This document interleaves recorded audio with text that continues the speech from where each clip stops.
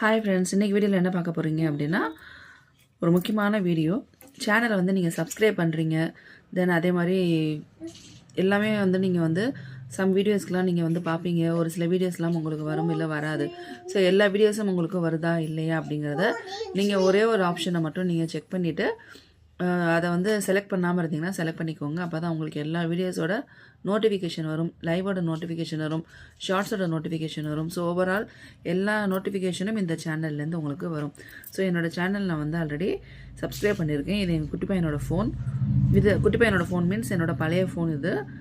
So என்னோடய channel வந்து நான் சப்ஸ்கிரைப் பண்ணியிருக்கேன். பாருங்கள், சப்ஸ்கிரைப்னு தெரியுதா? ஸோ இது வந்து இங்கே பாருங்கள், உங்களுக்கு ஒரு தடவை நான் வந்து அன்சப்ஸ்கிரைப் பண்ணிவிட்டு காட்டுறேன். அன்சப்ஸ்கிரைப். ஸோ இப்போ பாருங்கள், இங்கே சப்ஸ்கிரைப்னு இருக்குதா? ஸோ இதை நீங்கள் சப்ஸ்கிரைப் பண்ணுங்கள். சப்ஸ்கிரைப் பண்ணதுக்கப்புறம் பார்த்தீங்க அப்படின்னா இங்கே பெல் மாதிரி இருக்குதா சிம்பிள், அதை டச் பண்ணுங்கள். ஸோ அந்த பெல் மாதிரி இருக்கிறத டச் பண்ணிங்க அப்படின்னா இங்கே ஆல் அப்படின்னு இருக்குதா மேலே. ஸோ அதுக்கு முன்னாடி பர்சனலைஸ்டுன்னு இருக்கும். இப்படி இருந்துச்சு அப்படின்னா உங்களுக்கு நோட்டிஃபிகேஷன்லாம் வராது. அதனால் இந்த ஆல் அப்படிங்கிறத செலக்ட் பண்ணிக்கோங்க.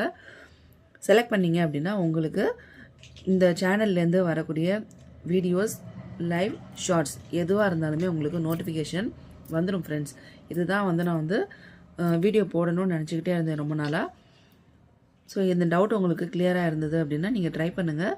அதே மாதிரி இந்த பெல் பட்டன்லாம் ப்ரெஸ் பண்ணி தான் இருக்குது, பட் ஆனால் நோட்டிஃபிகேஷன் வரமாட்டேது அப்படின்னு நினச்சிங்கன்னா நீங்கள் இன்னொரு வந்து ஆப்ஷனை நீங்கள் வந்து செக் பண்ணணும். யூடியூப் அப்ளிகேஷனில் போயிட்டு